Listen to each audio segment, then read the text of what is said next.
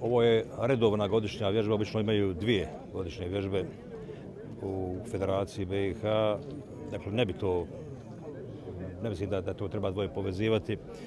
Radi se o tome da se pokaže opremljenost, uvježbanost, koordinacija raznih nivoa policijskih tijela u Federaciji Bosne i Hercegovine i evo danas smo imali zaista priliku da vidimo kako to dobro izgleda.